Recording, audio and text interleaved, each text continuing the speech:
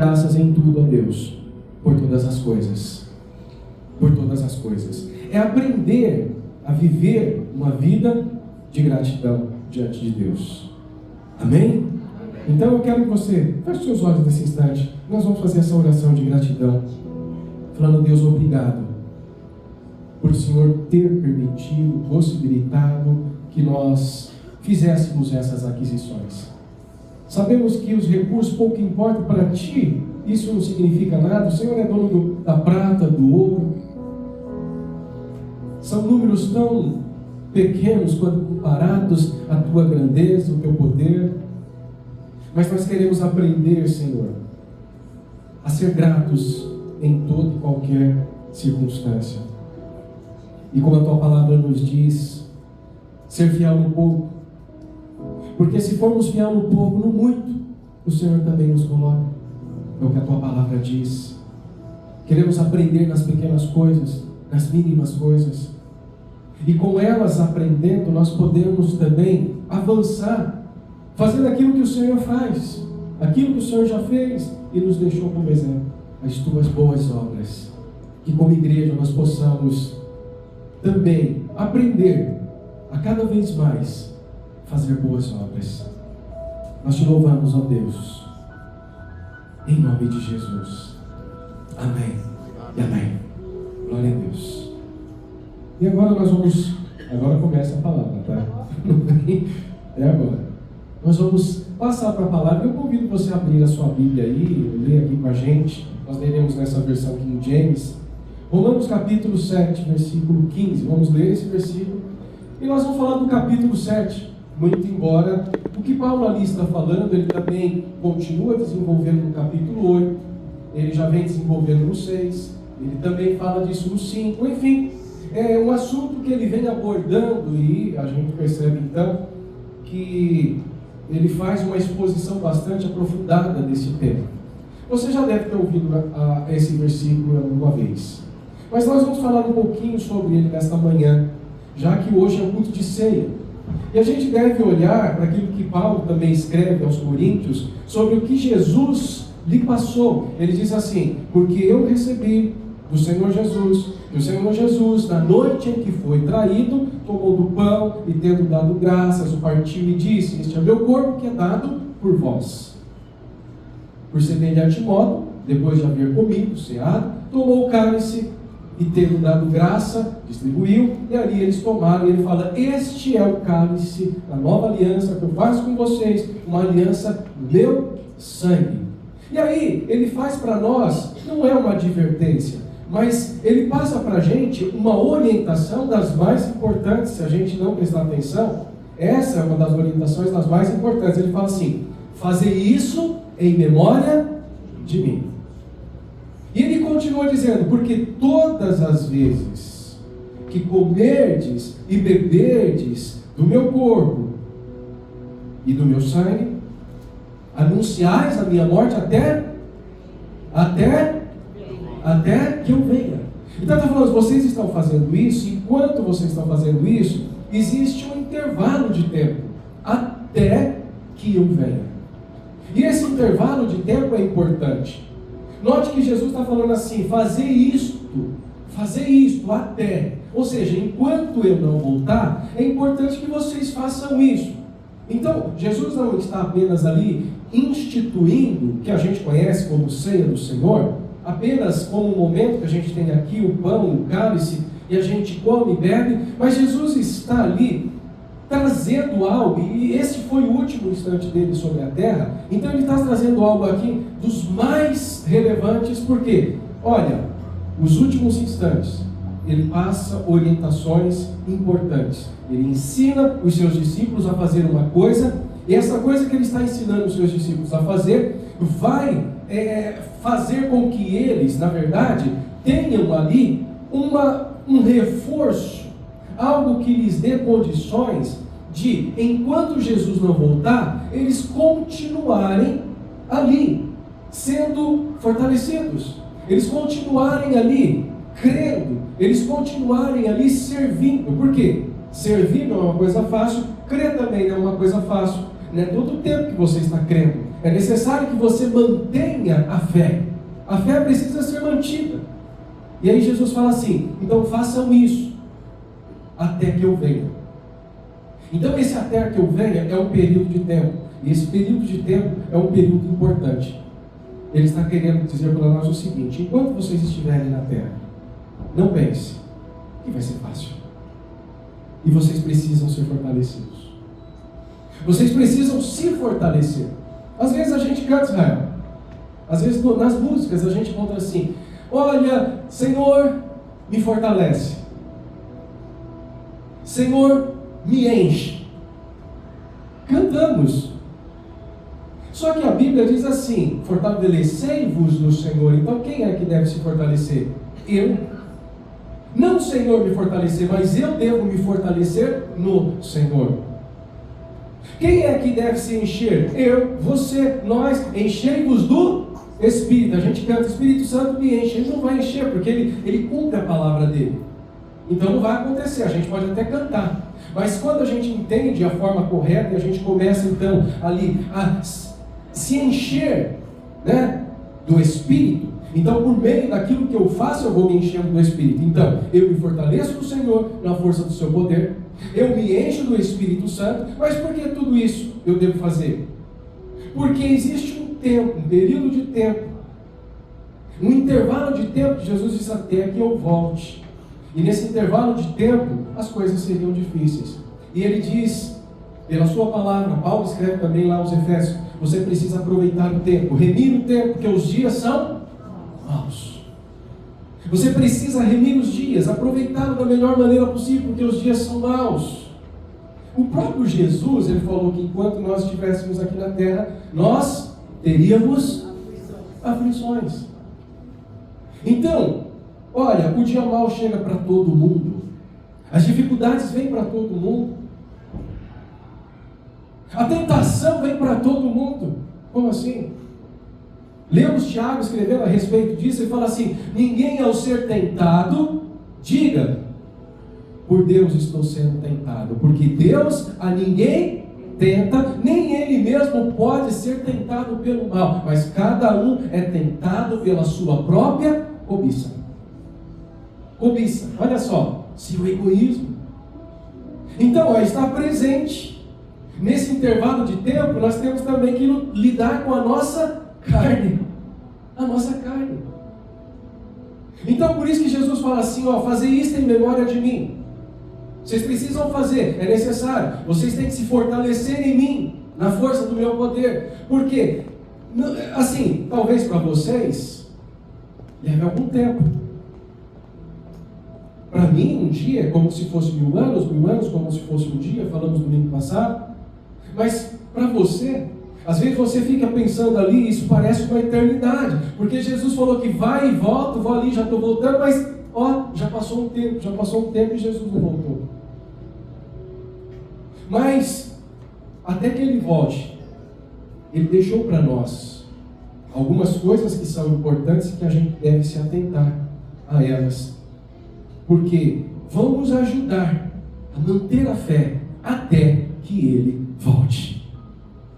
E essa passagem de Romanos capítulo 7, eu quero ler no 15 com vocês, está aqui já? Vamos ler todos aí? O que está escrito aí? Pois não compreendo o meu próprio modo de agir. Para aqui um pouquinho. Não compreendo o meu próprio modo de agir. O que diz respeito? O que é modo de agir? O que é modo de agir? Comportamento, reações principalmente. Aquilo que eu faço, principalmente como eu reajo. Dá um tapa na minha face, eu já volto por baixo com jab, é isso? De esquerda? Gancho. Pum, por baixo do queixo, direto, fala. Eu nem penso. E o que Jesus fazia? Dava o outro lado. Ele oferece a outra face. Não compreendo meu próprio modo de agir. Há uma incompreensão da parte da própria pessoa. Ela está dizendo assim: olha, eu não consigo entender. A ideia aqui, eu não consigo entender. Eu não consigo entender o meu próprio modo de agir. Porquanto, olha lá, porquanto o quê? O que quero. isso não pratico. pratico. Entretanto, o que detesto, Isso me entrego a fazer. isso me entrego A fazer. a fazer. Outras versões vai dizer assim: o bem que eu quero, esse eu não faço, mas o mal que eu não quero, esse eu faço. Olha, isso me entrego a fazer. Esse versículo, nessa passagem, inclusive, não é o único que vai tratar do assunto de uma forma até mais ali, clara, explícita, porque todos os demais versículos dessa passagem também trarão esse mesmo contexto. E aí, Paulo está trazendo para nós, e a gente lê, e ao ler esse texto a gente fica ali, será que ele está falando dele? Será que ele está falando de alguém? A quem ele se refere? A quem ele se refere? Se a gente olhar e prestar atenção ali nos pronomes, e aí são vários os pronomes que a gente vai encontrar nesse texto, os pronomes pessoais, eu, tu, ele, nós, vós, eles, né? Principalmente, dá a impressão que ele está falando exclusivamente dele. Mas, ao mesmo tempo, se a gente prestar atenção no texto, a gente vai ver que Paulo está fazendo uma abordagem genérica. Não do Paulo, Saulo, da Silva, Saulo, né? Ele está fazendo uma abordagem genérica do Paulo ser humano. Presta atenção nisso. Ele faz ali uma abordagem genérica do Paulo ser humano. E ao mesmo tempo que ele faz essa abordagem, ele quer que você também se veja na mesma abordagem que ele está fazendo. A gente encontra nesse texto uma série de interpretações. Existem pessoas, e eu percebo assim, para mim, acabam fazendo um malabarismo assim extraordinário de interpretação do texto. Porque Paulo está se dirigindo aos judeus, os judaizantes, enfim, pessoas que são conhecedoras da lei, e ali então ele faz essa abordagem no sentido figurado da coisa. Não quero entrar no mérito aqui, mas eu acho que seria até oportuno a gente fazer isso uma vez, qualquer dia desse daí. A palavra de Deus, como Paulo mesmo escreve a Timóteo, 2 Timóteo capítulo 3, 15, 16, a palavra de Deus ela é útil para todas as coisas. Para repreensão, para correção, para ali instrução. Lemos lá em Hebreus falando que a palavra é viva, eficaz, mais penetrante do que uma espada de 2 gumes. O escritor é Deus. Ele é o autor, ele pode não ter pego ali a pena, escrito com ela, mas ele é o autor. Se você fosse o autor de um livro, e tem aqui, o pastor Guilherme já escreveu, quem já escreveu livro aqui? Ou escreveu um poema, escreveu uma carta, alguma coisa, né? Se você pega um autor, ou já leu um livro, aquele autor coloca muito naquilo que ele escreve, daquilo que ele é. Da sua capacidade, do seu entendimento, da sua cosmovisão. Sabe o que é cosmovisão? Cosmo é mundo, visão é visão. Então, visão de mundo. E ali, a pessoa escreve a respeito de alguma coisa, seja qual for o tema que ela vai abordar, ela vai falar daquele tema baseada na sua cosmovisão, influenciada pela sua cosmovisão, influenciada pelas suas experiências de um passado, experiências familiares, experiências de uma formação em escola, em faculdade, experiências as mais diversas possíveis, experiência econômica, social. Então, a sua base de conhecimento, ela vai se limitar às suas próprias experiências. E ela vai falar sobre determinada coisa dentro de um ponto de vista que é próprio seu. E aí, quando ela escreve alguma coisa e ela tenta dizer que isso é a verdade, isso é um fato, é uma verdade do ponto de vista dela. E como ser humano, se fosse ali o escritor, com certeza haveria uma série de falhas naquele texto e naquelas afirmações que faz, por quê? Influenciadas por uma série de coisas. Agora, quando a gente fala da palavra de Deus, a Bíblia, Deus é o autor. Este livro não tem falhas, ele é inerrante. Ele está isento de todas essas coisas que influenciam, né? Uma informação, que contamina uma informação. Então, quando a gente olha o texto bíblico, não é boa. Eu sei que existem recursos que a gente pode utilizar da teologia, de livros, de estudos, vai ajudar bastante, mas vai para a palavra, ela por si só se esclarece. E saiba de uma coisa, que Deus, ele se faz entender, ele não quer se fazer de não entendido. Ele quer que você compreenda, Ele quer que nós compreendamos, Ele quer que todos compreendam. Não é pretensão de Deus que apenas os intelectualmente favorecidos compreendam o que está escrito aqui. Ele quer que o mais simples consiga entender o que Ele revelou. Então o próprio texto já mostra claramente a que veio. Deus não está ali numa tentativa, num malabarismo de que você fica ali, o que Ele está querendo dizer? Ele está dizendo, Ele está dizendo. E quando você lê esse texto aqui do capítulo 7, Ele está dizendo, Ele está dizendo. Quando Paulo está falando assim, eu não me compreendo, eu não compreendo o meu próprio modo de agir. O bem que eu quero, esse eu não faço, mas o mal que eu não quero, aí sim, esse eu venho e faço. Ele vai encerrar essa carta dizendo assim, desventurado homem que sou, quem poderá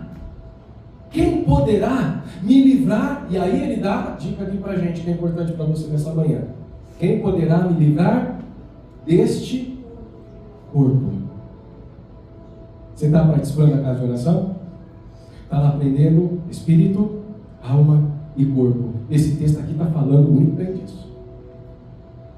Ele está falando, quem vai me livrar deste corpo maldito que me empurra para as coisas ruins que eu mesmo, note, aí é o eu, certo, cara? Aí é o eu, o nascido de novo. Eu não quero, mas a hora que eu menos percebo, eu já estou envolvido naquilo que tem a ver com o corpo. É disso que Paulo está falando. Mas Paulo nasceu de novo. É uma nova criatura, as coisas velhas passaram, eis que tudo se fez novo. Como é possível Paulo, o apóstolo Paulo, como é possível esse Paulo, ele está ali passando por situações tais como ele está narrando aqui, influenciado e afetado por um corpo que tende para o mal, que tende para o pecado. Basta ler Gálatas, capítulo 4, certo? Aliás 5. Ele vai falar assim, as obras da carne, elas são conhecidas. Note, você deve prestar atenção, a gente vem falando disso há um bom tempo, hein? Eu sinto que o Espírito Santo está insistindo conosco em relação a isso, para que você compreenda. E esse texto aqui, e a ideia desse texto hoje é falar assim, preste atenção nisso. E pare de se culpar por aquilo que você não tem que se culpar. Pare de pensar que você erra pelo fato de você... será que eu nasci de novo? Tem gente que fica com dúvida da salvação. Porque erra, está errando tantas vezes. Está pecando. E ali fica com dúvidas, se questionando se nasceu de novo, se a sua experiência de salvação foi válida ou não foi válida. Está dentro da igreja, mas vira e mexe ali... O pezinho está fora, e aí essa pessoa fica ali incomodada com isso, e não sai disso. É um ciclo vicioso. É um ciclo vicioso. Quando a gente começa a ler esse capítulo 7 aqui, Paulo ele traz até inclusive aqui, para a gente entender melhor o que está falando, um exemplo para explicar o texto. Ele fala assim, olha, pela lei de Moisés, quando alguém se casa, então, o homem se casa com uma mulher, a mulher está ligada e presa ao homem até que ele morra.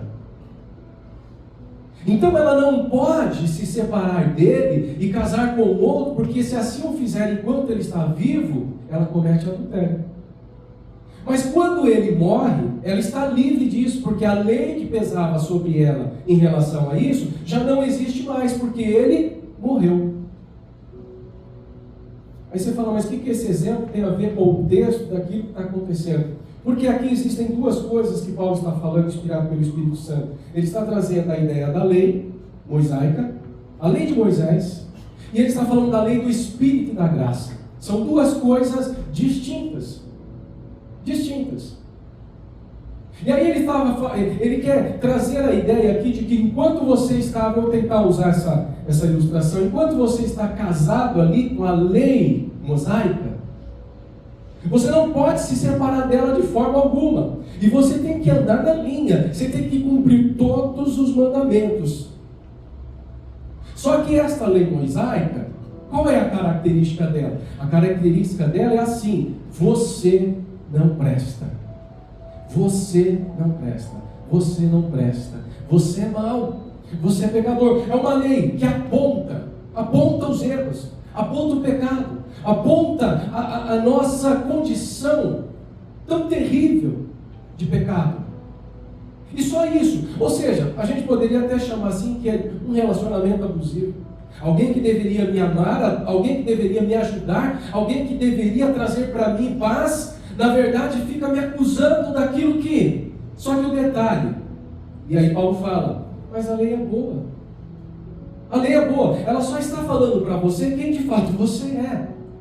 Ela só está mostrando quem você de fato é. Se ela não existisse, você estaria numa condição tão terrível. Por quê? Você acha que é bom e não é. Porque você não tem parâmetro para poder ali comparar e dizer, quem sou eu? Só que quando a lei vem, ela mostra para você a realidade de quem de fato você é. O problema da lei é que ela não resolvia o pecado. Ela só apontava e mostrava. E aí Paulo então fala, quando Cristo veio, as coisas mudaram. Agora é uma outra lei e você entra num outro relacionamento. Então aquele antes que existia não existe mais porque morreu. Então não tem mais efeito sobre você. Aquilo só apontava para você, só te acusava, ainda que fosse bom. Mas agora é diferente. Com Cristo o relacionamento é outro. A lei do Espírito e da vida. Ele não vai te acusar. Ele não te aponta. Ele não te desnuda, tira a sua roupa e te coloca ali, nu, na Avenida Barão de Mauá e fala, vai até o centro de Mauá, nu e volta. Você já fez isso? Quem já fez isso aqui? Hã? Quem tem coragem de fazer? Imagina essa situação, você ali se vendo, todo mundo se vendo. A vergonha, não é vergonhoso? Não é? Não seria vergonhoso isso? É o que a lei de Moisés, num certo sentido, fazia em relação a nós. Só que quando veio Cristo, ao invés dele tirar e nos desnudar, ele nos deu veste de alegria. Aleluia! Ele nos cobriu a vergonha. E aí você pode andar pela Avenida Barão de Mauá tranquilo, à vontade, em paz. Por quê? Você entrou num novo relacionamento e esse relacionamento não é abusivo. Ele não te acusa, mas ele te ama. Ele não aponta os seus erros, mas ele fala assim, vem cá, que eu vou te mostrar um caminho melhor para você. Glória a Deus. Ele não acusa. Então é um relacionamento de amor, é um relacionamento de paz, é um relacionamento de alegria, é um relacionamento de vida. E Paulo continua falando então nessa carta, ali no capítulo 7 principalmente. Ele fala para essas pessoas desta igreja, essa igreja que está em Roma, dizendo para elas, vocês foram libertos. Vocês já foram libertos. Por que vocês ainda vivem presos por um passado? Como que se ainda estivesse naquele relacionamento antigo, vivendo daquela forma, se culpando, se acusando, ou até mesmo não se culpando, se acusando, mas estando numa condição diferente, num relacionamento novo com Cristo, vocês continuam agindo como vocês antes agiam. Não percebem? E é isso que Paulo está dizendo. Fala, olha, eu tanto quanto vocês também me enquadro naquela condição do 15. O bem que eu quero, eu não faço. Mas o mal, que eu não quero. Mas entenda isso, quando você teve um encontro com Cristo, quando você teve um encontro com Cristo, algo aconteceu com você. Você nasceu de novo. Aleluia. E você percebe agora a carne militando contra o seu espírito. E aí a decisão é sua, andar na carne ou andar no espírito. A decisão é sua. Ele fala assim, preste atenção, o relacionamento que você está agora é com Cristo. Ele te ama, Ele não te acusa e jamais fará, porque Ele morreu por você na cruz do Calvário, verteu o seu sangue para que você pudesse ter vida e vida em abundância. Se Ele fez aquilo, imagina se não fará outras coisas. E aí você precisa responder a esse relacionamento à altura, em amor, em fé, em gratidão. É preciso andar no Espírito. E detalhe que não é o fato de uma obrigação, de um dever, ainda que seja um dever, mas quem se beneficia com isso? Somos nós. Quando eu ando na carne, e é possível então crente andar na carne. Sim, é possível crente andar na carne. Crente carnal. Paulo fala, eu uso essa expressão lá em Coríntios, crente carnal. O que é o crente carnal? Aí eu não quero entrar em méritos aqui do que é o mal, o que é o pecado A, B, C ou D. Cada um tem, e ninguém aqui é perfeito, ninguém aqui pode dizer assim, ah pastor, não, eu sou santo desde o ventre da minha mãe. Não foi o Espírito Santo que te gerou no ventre dela? Você é tão pecador quanto eu sou, quanto Paulo era aqui. E não pense, não, porque eu fui chamado para o ministério, eu sou pastor, e pastor é santo. É nada, é pior ainda talvez. Seja ainda mais tentado na carne do que os demais, porque se conseguir derrubar um líder, derruba os liderados também. Então todos nós lidamos com a carne. A questão não é essa. A questão é você ter compreensão de que ela existe, permanece, até que um dia você vai receber o corpo glorificado e aí já era, acabou. É isso. Só que até que isso aconteça, por isso lembra do tempo que eu falei? Até que ele volte. Nesse até que ele volte, eu preciso me fortalecer no Senhor e na força do seu poder. Eu preciso pensar nas coisas lá do alto, porque se eu ficar pensando nas coisas aqui terrenas, a tendência é eu andar na carne. A tendência é eu não agradar a Deus por meio daquilo que eu faço, do meu comportamento. Mas vamos lá, e eu quero aqui trazer apenas esse aspecto da carne. Porque Paulo está falando sobre essa realidade, eu quero que você entenda, por isso eu faço aqui votos, não sei. Eu não posso obrigar ninguém a fazer. Mas eu te aconselho, leia essa carta. Comece ali do 5, para você pegar esse tema que nós estamos falando nessa manhã. Sai daqui e vai ler. Porque a gente falou agora de manhã, você vai ler ali à tarde, isso vai fixar melhor. Pega o 5, leia o 6, leia o 7, leia o 8. Você vai ver que Paulo está ali abordando o mesmo assunto. E aí, nesse aspecto, até mesmo que eu estou falando para você, o bem que eu quero, esse eu não faço, se aplica nessa situação que eu acabei de aqui aconselhar vocês. Eu sei que você quer ler a Bíblia, mas você não tem forças, o teu corpo não deixa, tem preguiça. Você quer fazer o bem, mas você não faz o bem. Mas o mal que você não quer, e você sabe disso, eu não quero viver dessa forma, eu quero viver diferente. Aí você não consegue. Está entendendo? Consegue entender isso? Olha, um exemplo é esse, se aplica aqui. Mas outro exemplo mais importante é o que nos traz nessa manhã, nos une aqui. É uma situação que fala assim, eu não compreendo nem o meu próprio modo de ser. E eu vou usar aqui a carta de Tiago, e uma passagem que ele traz bem ali de forma muito específica, ele fala assim, de uma mesma boca procedem bênçãos e maldições. Ele fala, meus irmãos, isso não deve acontecer com vocês. Se vocês têm a fonte da água da vida, é disso que deve jorrar de dentro de você para fora. Mas como assim, pastor? Está dizendo o quê? Estou dizendo que, olha, o bem que você quer fazer, você não faz. Mas o mal que você não quer, e você sabe que não quer, logo você já se vê fazendo, né, pastor William? Eu vou pregar sobre isso. Eu falei, pastor William, eu fui buscar a Marina com o pastor William no meio do caminho. Ele citou ali uma experiência de algumas pessoas, e eu já ia fazer um julgamento deles, sem saber. E aí, quando eu comecei a fazer um julgamento deles, eu já parei e falei, vou pregar sobre isso hoje. O mal que eu não quero, esse eu faço, então automaticamente a carne está aqui tão presente. E aí eu estou dizendo o seguinte, julgamento, críticas. É muito fácil e é muito difícil viver sem fazer isso. Parece que a vida não tem graça, não tem sentido. A gente se vê, olha, eu não estou falando nem de falar mal de alguém necessariamente, mas eu estou falando, por exemplo, não concordo com você. Aí entrou nesse não concordo, aí já começa, não, porque isso, porque aquilo, porque essa pessoa, porque ele pensa. A gente já entra no mérito da coisa sem ter ali toda a base de fundamentação para entrar em mérito, qualquer mérito que seja.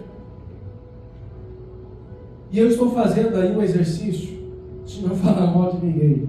E nem fazer críticas, ainda que pontuais sejam, naquele sentido assim, eis que te digo, preciso falar contigo, né? Sabe, o crente tem essa mania, principalmente liderança de igreja. Não, a gente precisa falar. E aí a hora que a gente menos percebe, a gente está falando mal do outro. Era uma crítica relacionada àquela pessoa. O mal que eu não quero, eu sei que não devo, mas aí é tão rápido, é tão automático, e eu vou fazendo isso. E se tem uma coisa que causa danos no corpo de Cristo, presta atenção nesse termo, corpo de Cristo. Você vai ler aqui em Romanos, você vai ler naquela passagem de Coríntios sobre a ceia, e lá Paulo está falando assim, é preciso discernir o corpo de Cristo. É preciso discernir o corpo. E esse termo, corpo de Cristo, ele é bastante abrangente. Ele tanto se refere a mim e a você, que fazemos parte deste corpo. Você é membro do corpo de Cristo? Quem é membro do corpo de Cristo aqui? Se você é membro do corpo de Cristo, é como se Cristo fosse. E aí, o que acontece? A gente, igreja, assim, né? Então. Vamos fofocar? E aí a gente fala de alguém, começa a falar. Eu não vou entrar aqui em méritos, talvez exemplos, senão você acaba descobrindo que essa pessoa conhece. Mas preste atenção na sua vida. Eu quero que você, e eu convido você, vamos nessa jornada. Vamos parar de falar de mal das pessoas. Amém.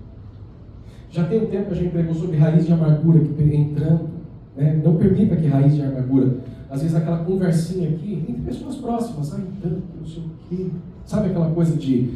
porque aquele teclado lá, você viu a altura dele, tinha que estar mais, pelo menos 1 metro acima, porque aquela altura não é adequada. Eu não sei porque aquele irmão fica sentado na cadeira, enquanto os outros ficam em pé. Isso não é justo. Coisas assim que parecem banais, bobas. Só que elas fluem tão naturalmente, parece que está no... A gente fala assim, está no sangue. Vai, é automático, está ali. Está na ponta da língua. E pessoas desafetas, então? Aí o bicho pega. Porque aí a gente começa, então, a fazer o que? Julgamentos. Nos tornamos juízes, vestimos a toga, colocamos a peruca, pegamos o martelo, né? E já prontos ali para dar sentença antes mesmo de qualquer defesa. E eu sinto que o Espírito Santo nos leva a isso e fala assim, pare de falar mal. Ainda que aparentemente pareça ser uma coisa útil você discutir a respeito, não faça isso.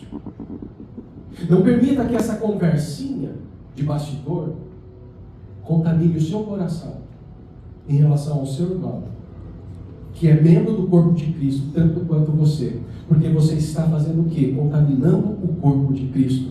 Você não está discernindo o corpo. Você está se prejudicando e prejudicando ao outro. Eu venho, pego a ceia aqui, tomo a ceia, né?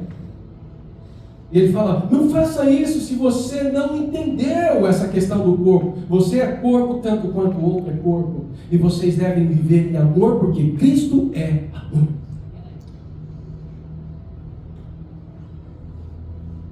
Não é apontar, não é acusar, mas dizer assim, é reconhecer a condição em que estamos, em que a carne está ali doidinha para errar.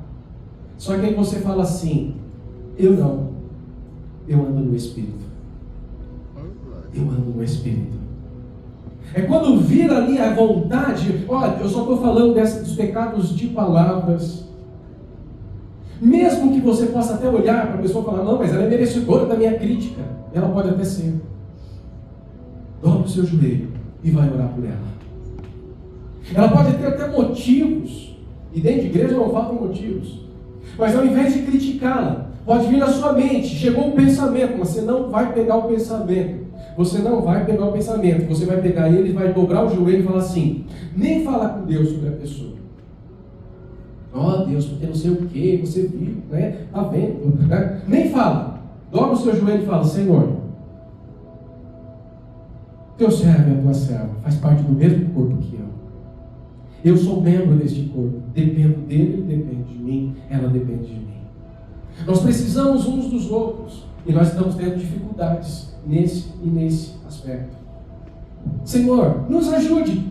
Talvez a minha visão está distorcida em relação à pessoa, ou de fato a pessoa está errando e não está percebendo. Tem misericórdia do teu servo. Tem misericórdia da tua serva. Ajuda eles, me ajuda também, porque me ajuda a ver o que eu também não estou vendo. Eu quero melhorar. Eu quero que ela melhore também. Porque se nós estivermos unidos no mesmo propósito, nós seremos bem-sucedidos naquilo que fizermos. Agora, se nós ficarmos dividindo um para lá, outro para cá, nós dividimos a nossa própria força. Não discernimos o corpo e nos tornamos réus do corpo de Cristo. O que Paulo está dizendo aqui, inclusive ele vai no 8º, capítulo 8, verso 13, assim, por isso que eu disse que é uma continuidade. Se eu conseguir enxergar aqui sem óculos. Porque se viverdes de acordo com a carne, certamente morrereis. No entanto, se pelo Espírito fizerdes morrer os atos do corpo, vivereis. Olha, ele está falando para crente, se você viver de acordo com a carne, então é possível sim, irmão, irmã, crentona, né? Viver de acordo com a carne. É possível, mesmo sendo crente. Só que ele fala assim, olha, se vocês viverdes de acordo com a carne, certamente morrereis. No entanto, se pelo Espírito fizerdes morrer, olha, se pelo Espírito fizerdes morrer, você tem que matar os atos do corpo. Aí você vai viver. Aí você vai então entender e passar mais aquilo que a Bíblia diz, a viver a vida em abundância. Você fala, agora eu estou vivendo mais essa vida que Jesus fala, e vida em abundância. Então não basta para nós nessa manhã ficar nisso daqui, porque se a gente fizer uma lista de pecados aqui, você vai sair depressivo daqui de manhã, você fala, sou eu. Mas eu vou falar só do pecado de palavra. E eu quero convocar você, igreja, a rever a forma como você está lidando, os seus atos, o seu comportamento. Como Paulo falou assim, não compreendo, vem, mas pelo Espírito eu vou refrear essa minha vontade. Não vai ser fácil, não está sendo fácil para mim. Eu não vivo falando mal de muita gente, não. Só de algumas. Mas assim, é tão bom falar mal de alguém, né? Parece que a vida não tem sentido. A gente já para pensar nisso, parece que a vida não tem sentido. A gente não tem assunto. Não tem assunto se a gente não fala mal, né? Mas isso faz um mal para a gente. Faz um mal para o corpo de Cristo. Divide Cristo. Então a gente precisa, não, porque eu sou muito ruim, nossa, porque... Não, é o seu corpo, de fato, você já nasceu de novo, mas assim, agora você precisa refrear. Olha como o Paulo está falando aqui no 8:13. Se você viver de acordo com a carne, mas você não vai viver de acordo com a carne, você vai viver de acordo com o Espírito e fazer morrer os atos do corpo. Tal como eu estava ali a caminho com o pastor Miriam, o pastor William citou lá, falou alguma coisa sobre algumas pessoas, um grupo de pessoas, e eu já tenho ali conhecimento, né, profundo sobre a história deste povo, e ali, por esse conhecimento profundo, né, essa minha experiência, mas foi tão rápido, fez, né, aquele veneninho saindo assim, só que eu falando com aquela santidade, só que não saiu tudo. Eu parei e falei, não posso. Pode não. Aí coisas simples, triviais. O mal que eu não quero, esse eu faço. Estou lavando louça ontem. A Dani odeia louça no no escorregador. No escorredor.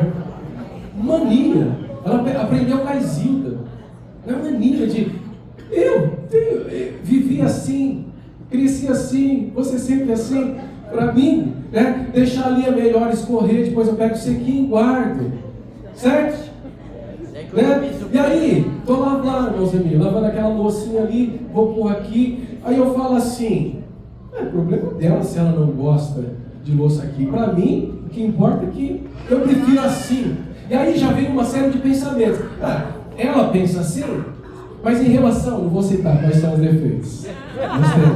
Aquilo assim, ela deixa assim, aquilo assado, ela deixa assado. É mania. Aí, a passagem já veio a mim. O mal que eu não quero, esse eu faço. É tão rápido. E o que a Bíblia diz? Ame. Então, o que eu deveria fazer? Secar a louça. Eu não gosto, mas seca, guarda. E não fica olhando os defeitos dela, do outro. Não fica tentando colocar numa balança e falar assim, eu só faço se fizer. Faz a sua parte. Você viu que é coisa simples? Ela comprou o negocinho, sabe aquele porta-sapato? De 3 andares assim? Bem pequenininho. Depois vocês perguntam para o Henrico. Para a gente chegar na rua, pega o sapato e coloca ali. Aí tem um meu, um do Henrico e outro dela. Adivinha? Uns 10 pares de sapato dela. Aí o Henrique fala, não aguento mais a mamãe, está usando o meu aqui, ó. Né? Ela tem que melhorar nisso? Tem. Mas se eu amo, eu pego o sapato e guardo. Sabe o que a gente faz? Ela que se não é isso? O mal que eu não quero, esse eu faço. Mas o bem que eu quero, eu sei que eu preciso e devo fazer. Não faço, não abro mão. É o orgulho. Você está vendo que é simples? São coisas do cotidiano. 5 minutos? Glória a Deus, aleluia. Jonathan, põe lá a música já. Quero que você preste atenção neste louvor.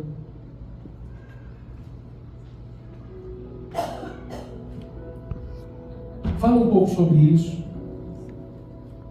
O nosso modo de agir que a gente não compreende. Mas nos voltamos para Cristo falando assim, nos ajude, Senhor. Eu quero andar no Espírito. E eu quero que você assuma um compromisso hoje, não comigo, mas com Deus. Mas pelo corpo de Cristo. Fala, eu não vou falar mal mais de ninguém. Nem da minha sogra. Vai ser difícil, eu sei. Mas o Espírito Santo vai te encher. Pastor William, né, Pastor William? Coitada, nem mais aqui está. Não pode se defender.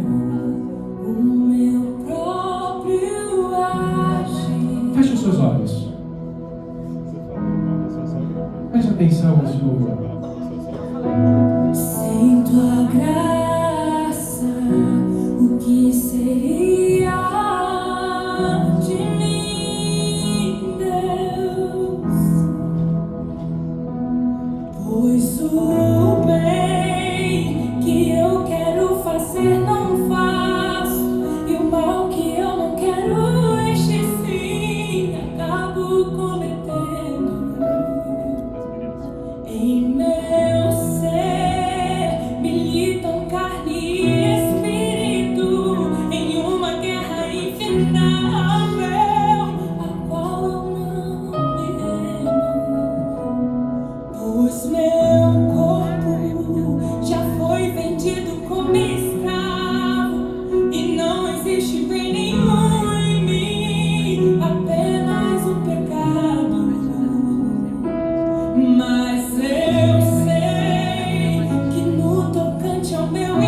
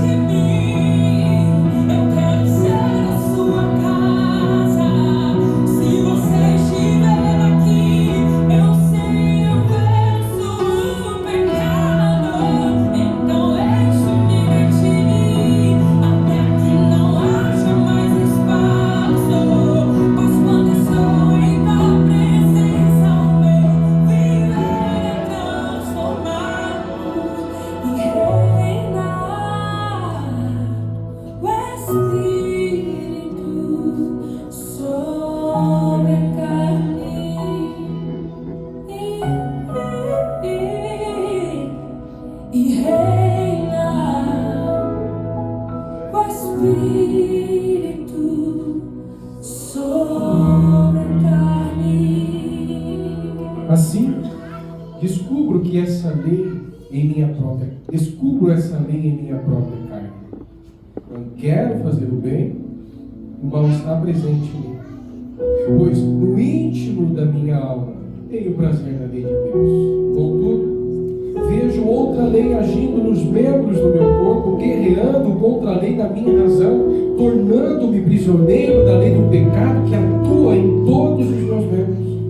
Miserável ser humano que sou. Quem me libertará deste corpo de morte? Graças a Deus, por Jesus Cristo, nosso Senhor. De modo que eu mesmo, com razão, sirvo a lei de Deus, mas com a carne, a lei do pecado. Nós vamos passar para o momento da ceia. E eu quero que você ceie hoje, refletindo sobre isso que nós falamos, e ligando com aquilo que Paulo passa sobre o que Jesus deu para ele, entregar à igreja. Fazer isso em memória de mim. Fazer isso em memória de mim. Discernindo o corpo. Discernindo que o seu irmão é membro do corpo de Cristo.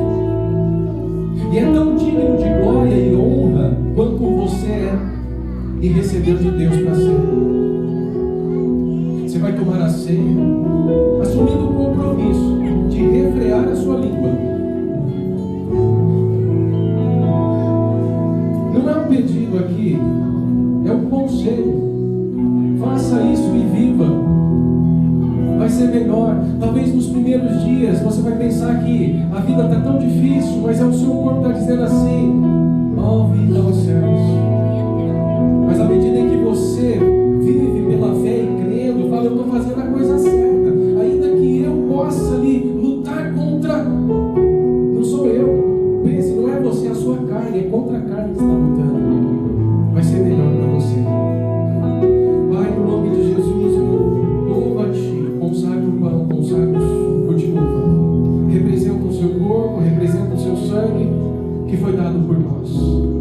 Queremos, ó Deus, nesta manhã fazer isso que o Senhor nos disse que fizéssemos. Lembrando, sim, da sua morte. Mas o que essa morte representou para nós? Todo sofrimento foi para que nós não vivêssemos mais escravos do pecado. Nós não somos mais escravos do pecado. E nós não temos dívida nenhuma para com a nossa carne. A nossa dívida apenas é com Deus, ainda que o Senhor não cobre nada disso. Mas a nossa dívida é contigo, e nós queremos honrar o Teu nome, nós queremos bendizer o Teu nome, e só podemos fazê-lo quando nós fazemos com o próximo, amando o próximo, o mais próximo, ainda mais se esse próximo é membro do mesmo corpo, o corpo de Cristo, cujo Senhor é o cabeça do corpo. Pode entregar. Bendito seja o nome do Senhor. Nós vamos louvar a Deus. É perfeito. Você pode viver, desfrutar de tudo que Ele já deixou para você.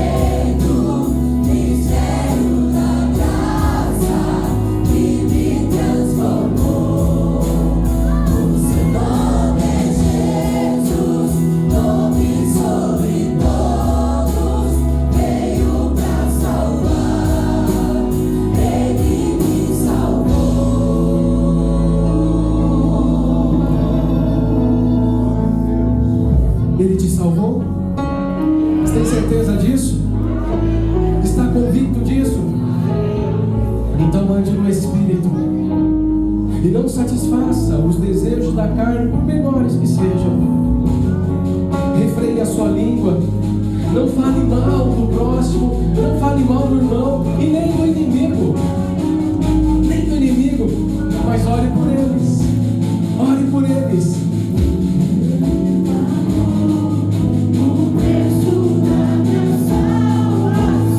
O preço foi alto. Alto demais para a gente desperdiçar assim.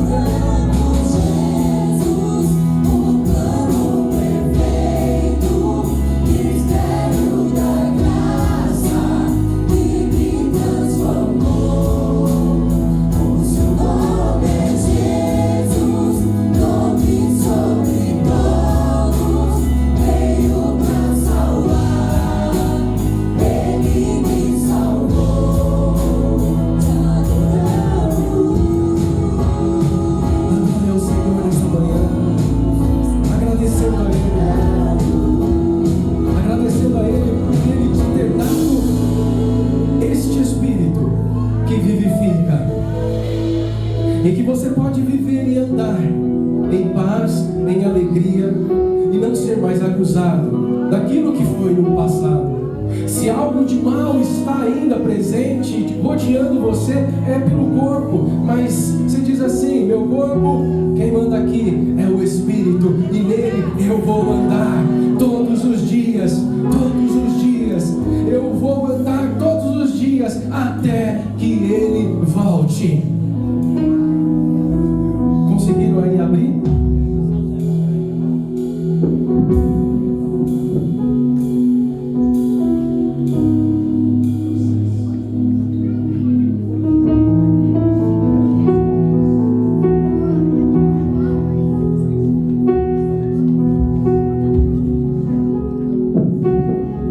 Erga o pão aos céus, dê graças. Ajude aí seu filho já abriu. Ali o Henrique, o Juan, as crianças também participando desse momento do corpo de Cristo. Fazer isso em memória de mim todas as vezes que vos reunides em meu nome. Levante aos céus assim e diga: graças eu te dou, Senhor. Vamos comer?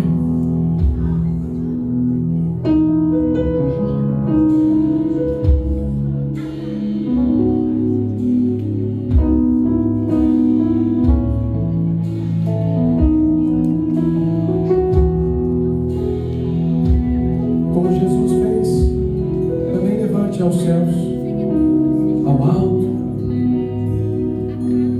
o cálice, e agradeça ao Senhor. Graças te damos, ó Deus. Obrigado por me dar esta lei que não me acusa mais, mas traz vida em abundância, paz que excede todo entendimento. Eu posso viver. Antes eu não vivia, mas agora eu posso viver. Vamos tomar?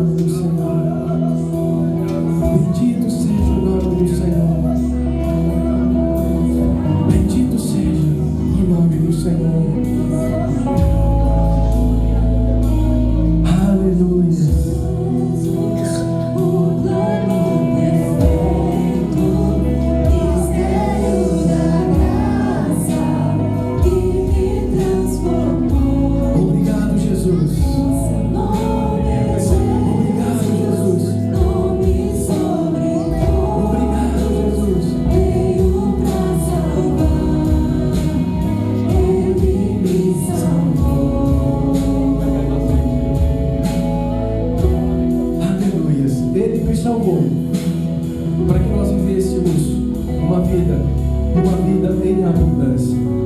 Então, viva essa vida que Ele já te deu. Viva essa vida que Ele já te deu.